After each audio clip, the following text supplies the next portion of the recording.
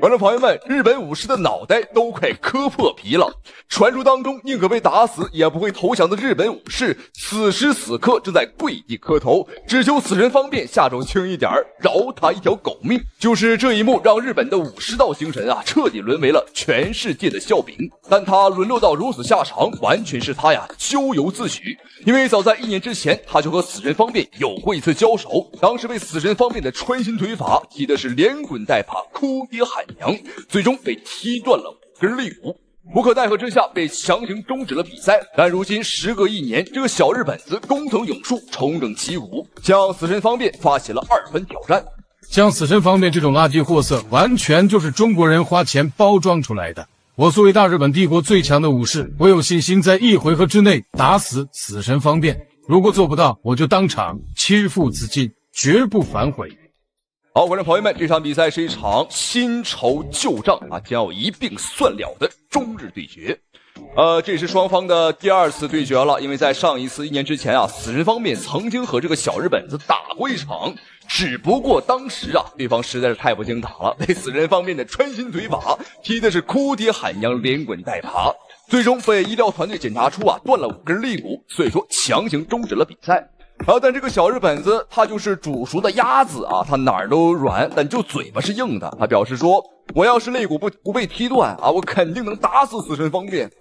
观众朋友们，他肋骨都被踢断5根了还在嘴硬，可想而知这个小日本子有多么的自大。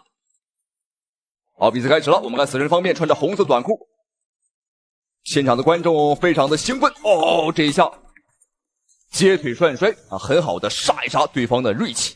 告诉这个死神方面，接腿摔只能1次发力，不能2次发力做动作。方面一上来已经掌握了整个比赛的主动。我刚才跟观众朋友说了，只有在方面从工藤勇树比赛结束之后将进行。哇，现场的观众，我的天哪！我相信屏幕前的您和现场的观众心情是一样的，看到这个小日本子被打这么惨，心里边就是一个字儿，那就是美。跟后摆腿没有成功，这方面迎击。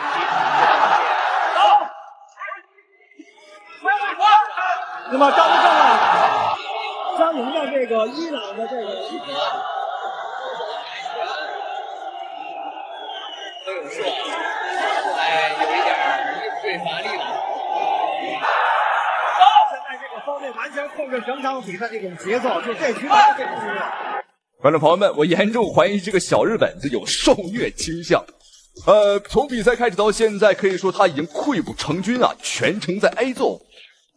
我甚至怀疑他把方便当成了痒痒挠他皮痒了，皮紧了想让方便帮他治痒。好，没关系，以后皮痒了，欢迎你随时来中国。略逊了一筹。现在工藤勇树只有这个招架之功你看这把。现在工藤勇树应该规避方便的现在的锋芒。如果跟方便打对头，肯定不打好自己。但是我们也看到工藤勇树也其实挺顽强的，作为一个日本的武士嘛。下劈漂亮，但是方面还想再斗他一会儿，没有直接扑上去用后手拳结束比赛的。方面招牌式的下劈正招用小感拳。对方的身份非常的特殊他是一个日本的武士，说好听一点说是有着日本的武士道精神，什么不怕死不肯认输，有尊严；说不好听点，观众朋友们，那就是狗腿子那都是卖命的。说是日本天皇的走狗完全不过分。好，现在死神方面可以说是掌控了本场比赛，想怎么打就怎么打。但这个小日本子工藤勇树也相当的顽强能够坚持到第1回合结束他已经相当不容易了。这小日本子就和日本产的车一样又小又抗造。面同日本工藤勇树的第2局比赛，这方面一上来就是想求胜。刚才方面的团队告诉他，你要多把对方压制下来。2个侧踹，招牌性的3大动作。下劈。哇！这个方面就不要给他机会。刚才方面往另一个加劲摔，但一看不行，我收住。不过这位日本选手还是挺坚韧的。今天是方面第32场比赛，完全就是一个表演赛了。没错，但是我们看到工藤勇树也是真是能挨呀。这个小日本子工藤勇树啊，我看他是心里没数啊，来这里纯属凑数。现在他在方便的面前几乎是没有任何反击的能力，说他是个沙包啊，我觉得啊都有点侮辱沙包了。哎呦，接腿涮摔，他真是没办法，因为接腿涮摔啊，这个是我们中国散打里面的一个招式啊，这么小日本子看也看不懂，学也学不会。死人方面确实只有招架之功。这场比赛是80公斤的超级战，双方其实都会有 KO 对方的能力，但是工藤勇树在目前的发展上看是一个涮摔。对，这也是我们所说的这顺手牵羊，借力一涮，再来一个。虽然我们 WF 的规则中呢是不允许主动摔法，并且不鼓励摔法。我的击鼓动作，击鼓动作。好，我们看日本选手跪下来的姿势非常的娴熟。哦，现场观众也相当兴奋。我们经常说男儿膝下有黄金，但是我看日本选手的膝盖底下啊，他就像茄子一样，我看是2.5块一斤呢。好，站起来了，但是这个走路有点打晃。赛前对方呢是谁也不服，但现在看对方的这个走路情况，估计啊他只服强。哦，有一个摔的对方是7荤8素啊。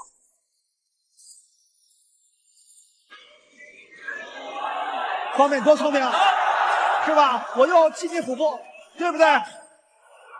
要知道，方面今天迎战的是日本的工藤勇树，在2011年，方面曾经战胜过对手工藤勇树，但是想一雪前耻。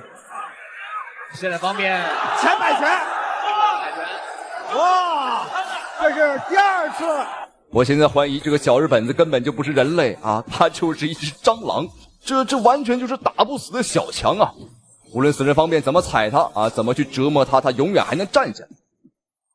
哦，还有体能，但照这个架势，即便对方啊这个强行咬牙坚持，那也是没用的啊，只有挨揍的份儿。好，还真让他给挺过去了。接下来还有第3个回合，看一下双方的精彩表现。看台版向您收看的是 WF 全球公布盛典的男子80级的超级战方面同工藤勇树日本工藤勇树第3局的比赛。转身的后摆腿上来的迎击抱腿的摔法，工藤勇树抓住这次机会。这个选手经过多次被打击，依然斗志不减啊！尽管工藤勇树在前2局的比赛打得非常的被动，也很难堪，但是到现在是双方的最后一个回合。虽然说这个小日本子啊眼瞅着都快不行了，但观众朋友们，赛前他已经是吹出了牛皮啊，打不赢就切腹。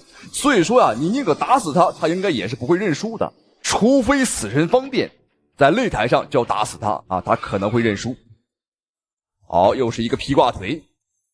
对方现在就是在拖延时间，他正在祈祷着时间啊赶紧过去，是吧？这样给，这又一个车站腿，这又是坐在腹部上，坐在腹部上。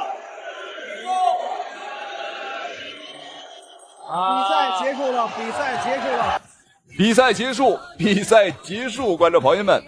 上一次死人方面是用他的穿心腿法 KO 了这个工藤勇树，而这一次依旧是用腿法拿下了对手，可以说是新仇旧账一并算了。那么恭喜死神方面啊！同时非常感谢屏幕前啊您的收看与支持，咱们下期视频再见。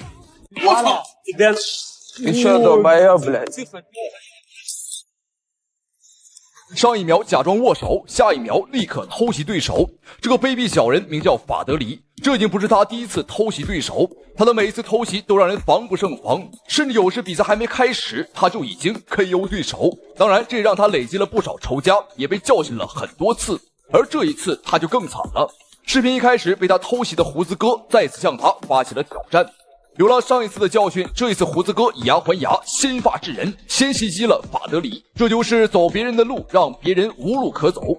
率先出场的就是法德里，24岁，身高1.73米，体重70公斤。他的对手名叫扎纳洛夫，绰号胡子哥。上次他被法德里偷袭，导致比赛没有打成，而这一次他卷土重来。这一场比赛，他也让卑鄙小人法德里知道了什么叫做天狂必下雨，人狂必受罚。出来混，迟早是要还的。好，费特比赛开始，红色短裤扎纳洛夫，蓝色短裤法德里。他们两个都是俄罗斯人，本场比赛的规则也是裸拳规则，也就是不带拳套，手上只是缠了简单的一个纱布。比赛刚开始，两人的情绪都非常的激动。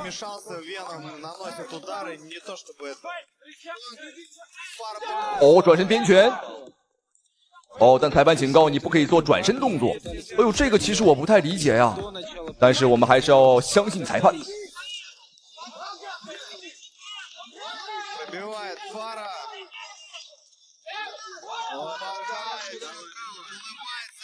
哦，扎纳洛夫被打晃了，哈哈，第一时间做了一个前空翻啊，想向裁判证明我没晕，但是裁判的眼睛是雪亮的啊，还是给到了他读秒。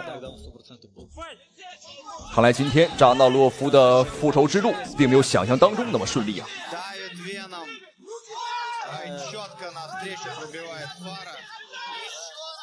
哦，又被打晃了，双方的拼拳。好漂亮，哇，前手打晃了，这下是卑鄙小人法德里被读秒，现在双方的话是1-1啊，都被读秒一次。这就是裸拳比赛啊，稍微吃到一拳啊就有可能 KO 啊！注意看扎纳洛夫的眼睛啊，眼角已经开口了。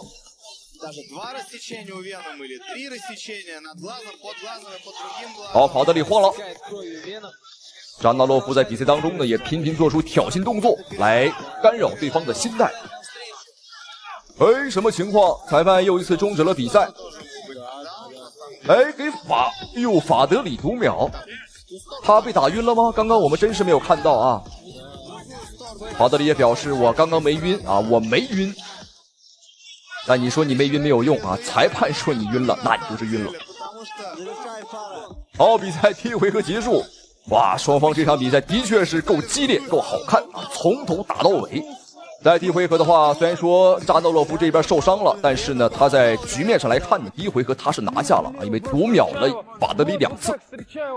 好，第二回合，哦呦，后手打中了，裁判过来阻拦。哦，这里是扎纳洛夫啊，给裁判雷了一拳。裁判警告扎纳洛夫，你打他行啊，你别打我呀。没办法，现在情绪上来讲都非常的高涨，刚刚这一拳也并不是故意的。啊，牙套飞了，扎纳洛夫的牙套刚刚应该是飞出去了。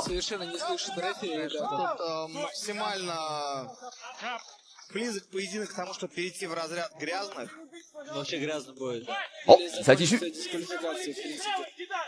见面就开打。这场比赛把现场的裁判啊，真是给忙坏了。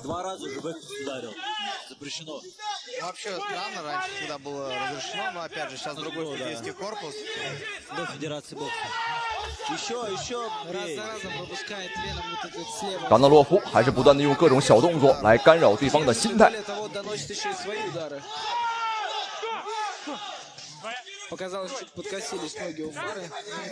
牙套掉了，这是法德里，卑鄙小子法德里的牙套被打飞了。双方这场比赛，观众朋友们是完全不做防守啊，一点防守都没有。好，比赛继续。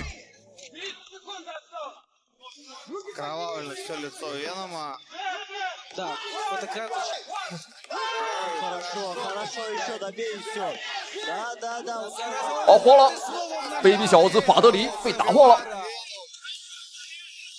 他表示也没晕啊，但这一下说句实话，的确是晕了啊，已经是跪到地上了。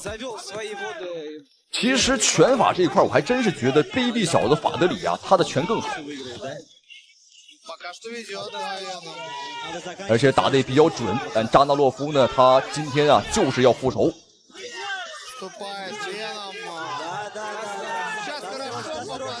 哦，扎纳洛夫疯狂的补刀，法德里被打懵了。其实刚刚啊，裁判阻拦的已经非常及时了，但是没办法，扎纳洛夫的拳啊太快了，一连串啊补了6、7拳。我们能感觉到啊，这个法德里卑鄙小子已经是有点累了。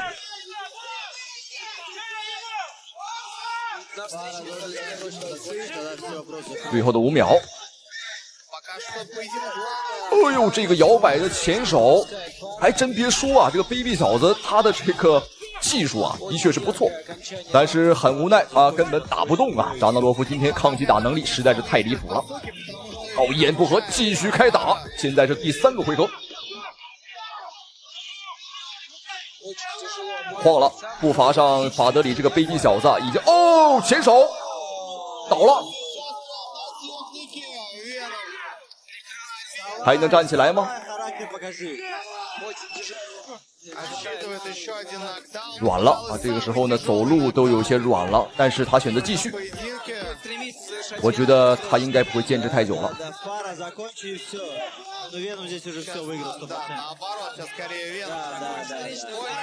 又倒了，卑鄙小子法德里又一次被打倒，这第3回合第2次被击倒了。现在他的眼神当中充满了恐惧，仿佛是3天3夜没睡觉，7天7夜没吃饭的感觉。相比之下，扎纳洛夫兴奋的有点不正常啊。好，比赛结束，这场比赛可以说是让很多拳迷粉丝，我相信屏幕前的您呢也感觉大快人心。天道有轮回，上苍饶过谁啊？这就是天道轮回了。你总偷袭别人，你总耍阴险手段啊！今天呢就是你的下场，出来混呐，早晚是要还。本期视频到此结束，精不精彩，好不好看，够不够解气？好，非常感谢观众朋友们您的收看与支持。看到这里的观众朋友们啊，必须给您大大点个赞。咱们下期视频再见。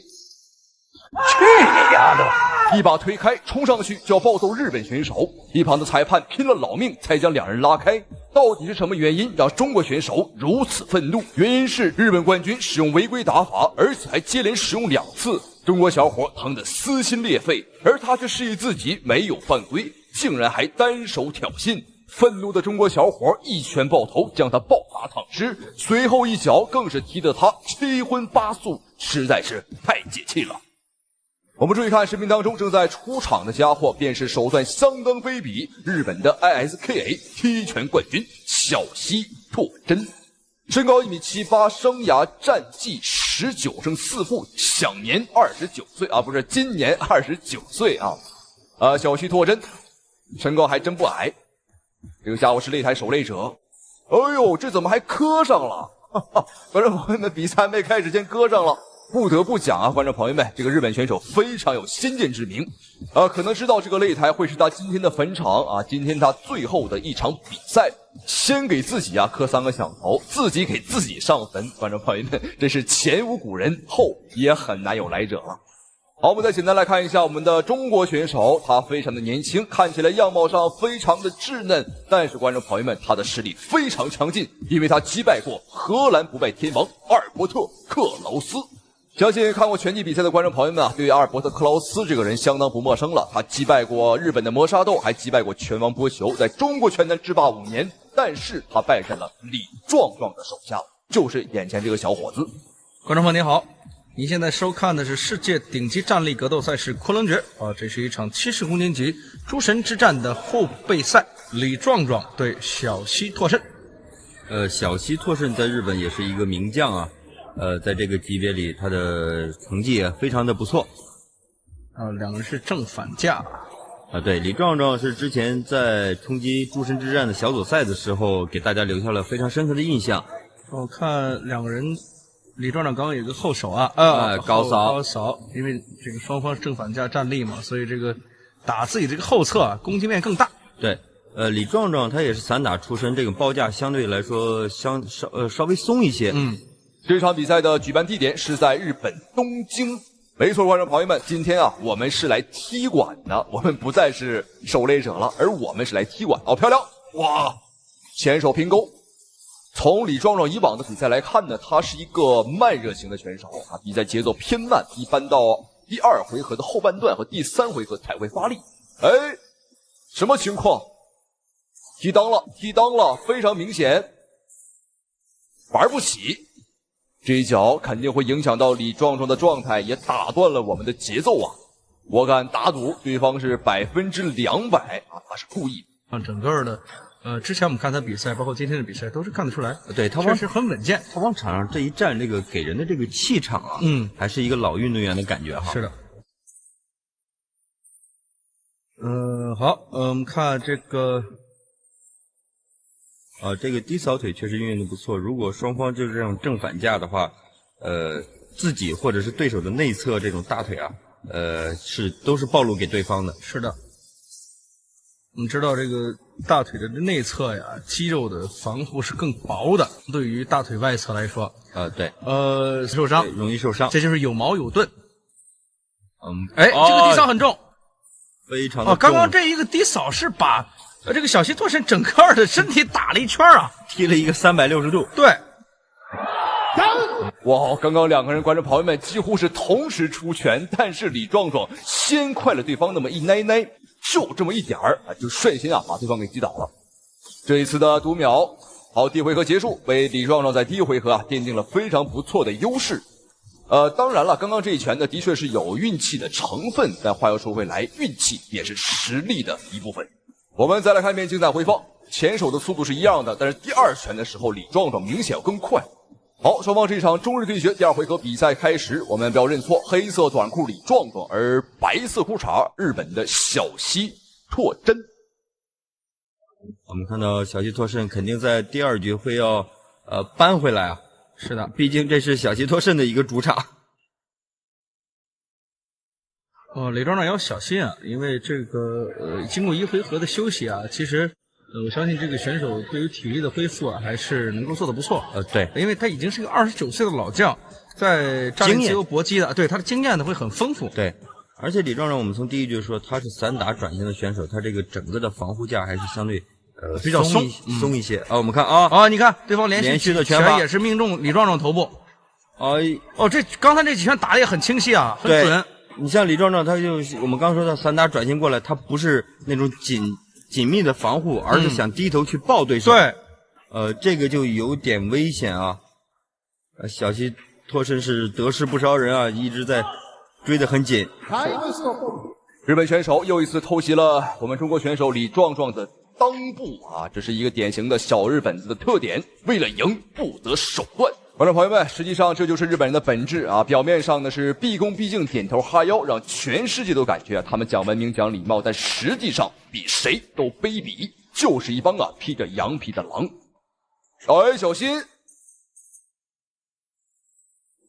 这一下李壮壮我觉得非常的愤怒啊，因为是被踢裆之后，然后被击倒。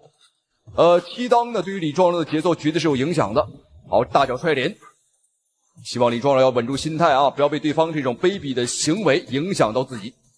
同样是一个后手，对，这时候是我们刚看到，就是李壮壮身体往前走的时候，这个手确实比较开，对方这后手打得很准，中门大开，对，把正好是打中下巴，对，把中路完全让给对方。对，这就是这个散打转型的选手，也确实像王老师所讲啊，这个报价比较松。对。如果是你在正常对峙的情况下，报价松一点倒还可以。如果在对方积极进攻的时候，一定要首先不是去第一选择不是去抱对手，对，而是要先保护自己。是的，因为我们过去散打的训练的时候，对顶膝有很多的限制，对很多拳法是有限制的。对，双方在这一个回合的确是打出火了，而且我们看小日本小西啊，他的狗脑袋也被打出了血。应该是被李壮壮的这个腿法给踢开的啊，活该啊！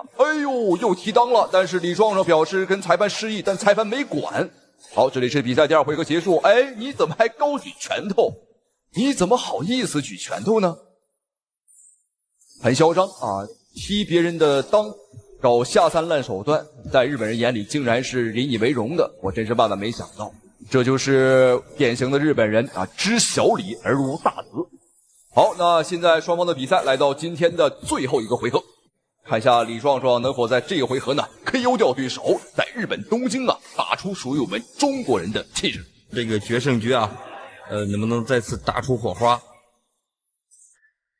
好，第3局开始。相信李壮壮通过这个局间的1分钟休息也会有一个恢复，就看看比较快。对，这个节奏是好的，这个节奏呢会让小西暂时呢不太适应。对，还是要把这个节奏的东西打出来。对，因为到最后一局了嘛。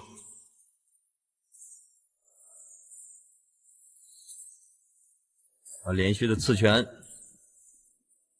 确实是我们现在看啊，从这个正面的位置来看，李壮壮这个双手这个肩架还是有点松。对，一出拳的时候啊，对于头部的防护漏洞也是比较大。对，所以第3局啊，双方肯定心里边都有一些忌惮，因为双方都互有击倒，对，而且都是同样的都是后手。是，其实我们要是仔细观察的话，日本选手他的小动作呀非常之多，不是拍拍大腿，就是拍拍这儿拍拍那儿啊，挑衅李壮壮。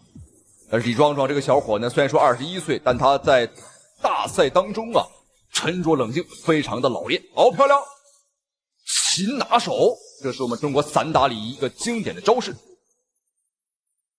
最后一个回合了，日本选手呢像发疯般的野狗一样咄咄逼人，但是他的防守做得很烂啊，这使得李壮壮拿到了很多的分数。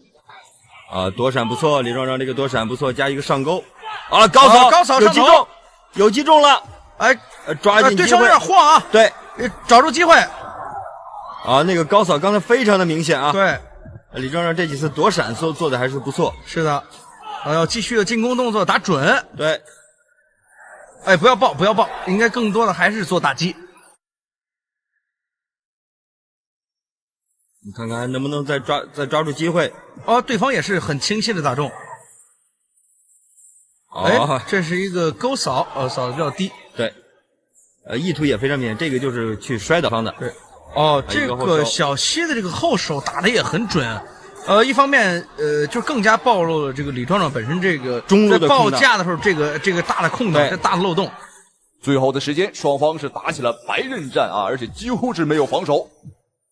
好漂亮！哎呦，转身动作，我觉得这种转身动作少做一些吧，体能的消耗是很大的啊。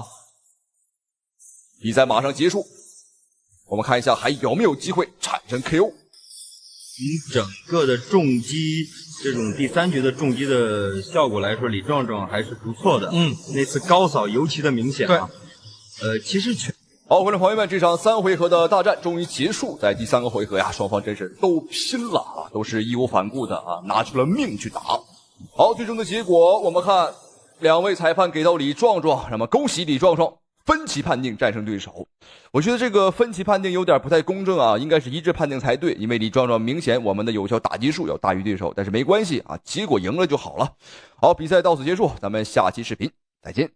看到这个韩国人，我就气不打一处来。我们看这个家伙在侥幸打赢一场比赛之后啊，竟然对着倒地的中国选手跳起了舞蹈挑衅，嚣张的神情和嘚瑟的舞姿，把韩国人狂妄自大的丑恶嘴脸展现的是淋漓尽致。赛后在发布会上的发言更是令无数中国人感到愤怒。其实我也搞不清楚，中国人哪来的胆量敢来挑战我？对于这帮废物的挑战，我根本就没有放在心上。因为打中国人对于我来讲，就像吃掉眼前这碗水果。干好了。而这个韩国人不知道的是，危险已经悄悄来临。眼前这个来自于哈萨克族战斗民族的小伙子沙夫卡特，即将给这帮狂妄自大的小棒子们狠狠的上一课。所以说，观众朋友们千万不要错过，因为接下来的比赛呢，可以说是相当的解气。好，比赛在韩国举办，台下的韩国美女呢也相当的不错，就是不知道是不是纯天然的。好，现场的举牌美女更是相当的，相当火辣了。等一下，观众朋友们，我先擦一下口水。好，连现场的韩国解说人员，他在笑什么？他这副色眯眯的表情，不知道他的老婆看到之后啊，他回家会不会跪搓衣板？好，比赛马上开始。韩国的光头啊，这个小子就是视频一开始啊对着中国选手跳舞的那个家伙，他的名字叫李军勇，而对手啊哈萨克族的沙夫卡特。我们经常说啊，说俄罗斯是战斗民族，但是呢，哈萨克族啊是我们中国的战斗民族，他们天生好战。两个人在身高和臂展上的各项数据啊几乎是差不多。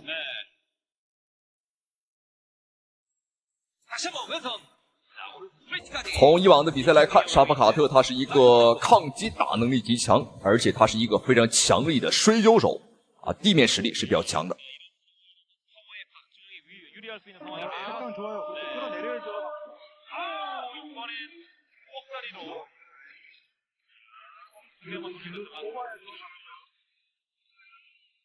哦，这是沙夫卡特主动送给对方的一个姿势，这并不是他被对方拖到地面，是他主动盘到对方的身上，将比赛拖到地面。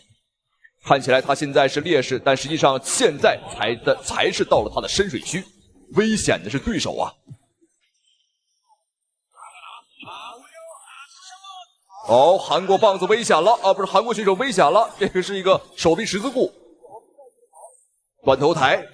短短的数秒间，已经有2个终结技的尝试啊，第3个又来了，腿部三角锁。在下位的沙夫卡特，他的锁技啊，真是千变万化。好，转来转去，结果好像又要转到对方的后背上来了。哇，他的这个锁技啊，真的非常厉害。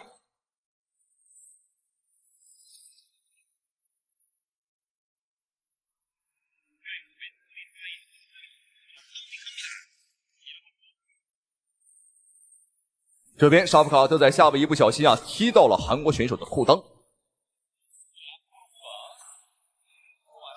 没有问题，姿势不变，比赛继续。现在处于下位的依旧是哈萨克族的沙夫卡特。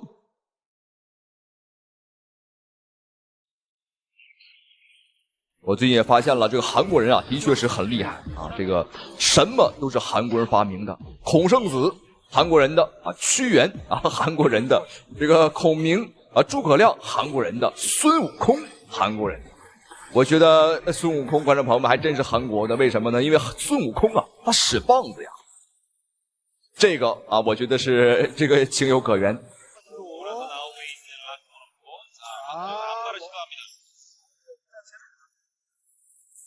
在上位的韩国选手，那下位的沙夫卡特是一点办法都没有，而且他不敢掉以轻心呐，稍有不慎就有可能被锁住。你看，我们一不留神啊，沙夫卡特又骑到了韩国棒子的身上。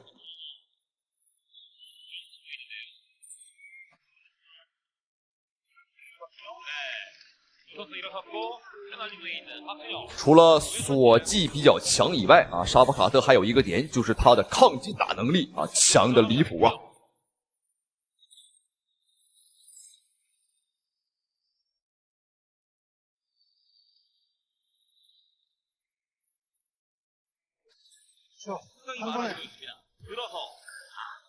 韩国选手使出了吃奶的劲儿，三番五次也没能放倒沙夫卡特。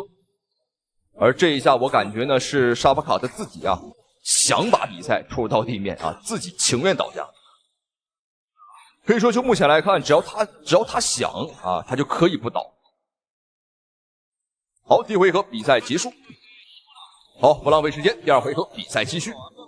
有头发的是哈萨克族的沙夫卡特，而没有头发的也是韩国选手啊李军勇。赛前在上一场比赛啊，他跳舞嘲讽我们中国选手，哎，这样不行啊，差点打飞出擂台啊。由于今天的比赛擂台并不是我们常见的8角铁笼，这样的擂台只适合打拳击啊，打这种综合格斗啊，的确是不太适合。现在比赛再一次进入到地面，沙夫卡特背部做了一个头部三角锁，这一招一旦形成呢，除了拍手投降，没有其他的选择。刚刚韩国选手是想拍了，但是又挣扎了一下，表情很痛苦了，这个表情已经很痛苦了。你确定你还要坚持吗？沙夫卡特还在持续发力，我们看韩国选手，哇，嘴巴勒出血，哇，这个场面我们是头一次见。具体是为什么出血呢？我个人有几个猜测，有可能是对方挣扎的过猛啊，是牙龈出血了，当然也有可能是咬到了舌头，也有可能是他的内脏出血了，都有可能。好，比赛结束，天狂必有人收，这就是他自己活该呀！恭喜这位哈萨克族的小伙子沙夫卡特，同时也非常感谢屏幕前您的收看与支持，下期视频再见。